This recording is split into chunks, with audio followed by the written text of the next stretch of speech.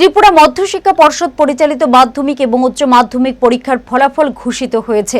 তাতে মাধ্যমিকে 25,673 জন এবং উচ্চ মাধ্যমিকে 17,052 জন উত্তীর্ণ হয়েছেন। শতাংশের হারে মাধ্যমিকে 86.53% এবং উচ্চ মাধ্যমিকে 79.29% ছাত্রছাত্রী উত্তীর্ণ হয়েছেন। জেলা স্তরে ফলাফলে মাধ্যমিকে দক্ষিণ ত্রিপুরা জেলায় এবং উচ্চ মাধ্যমিকে সিপাহীজলা জেলায় পাশের হারে শীর্ষে রয়েছে।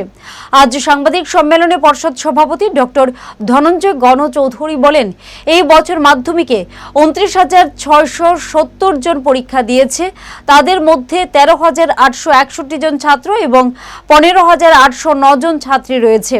সারা ত্রিপুরায় 1,057টি বিদ্যালয়ে ছাত্রছাত্রীরা মাধ্যমিক পরীক্ষা দিয়েছে। তিনি জানান, 8টি জেলায় পাশের হারে মাধ্যমিকে দক্ষিণ ত্রিপুরা জেলা শীর্ষে রয়েছে। 92.69% ছাত্রছাত্রী ওই জেলায় মাধ্যমিকে উত্তীর্ণ হয়েছে। অন্যদিকে খোয়াই জেলায় সবচেয়ে কম ছাত্রছাত্রী উত্তীর্ণ হয়েছে।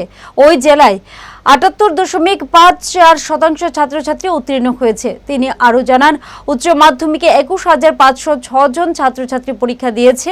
তাদের মধ্যে 9,920 জন ছাত্র এবং 11,586 জন ছাত্রী রয়েছে।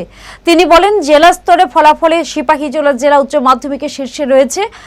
87.38% ছাত্রছাত্রী ওই জেলায় উত্তীর্ণ হয়েছে। অন্যদিকে খোয়াই জেলায় সবচেয়ে কম ছাত্রছাত্রী উত্তীর্ণ হয়েছে। ওই জেলায় 71.95% ছাত্রছাত্রী উত্তীর্ণ হয়েছে।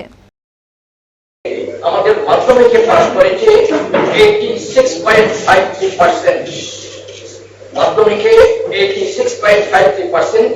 তার মধ্যে A1 গ্রেড পেয়েছে। A1 গ্রেড মানে 91 থেকে 100% মার্কস যারা পেয়েছে 228 জন। 228 A2 পেয়েছে 806,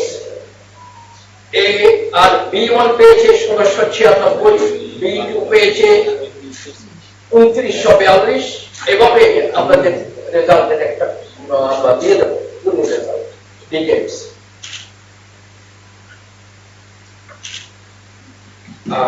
100% পাস করেছে 345টা স্কুল, মাধ্যমিক 345 স্কুল। টোটাল স্কুল ছিল 1019টা মাধ্যমিকে। 100% 345টা স্কুল থেকে পাস করেছে, আর পুরো 100% ফেল করেছে এমন কোন স্কুল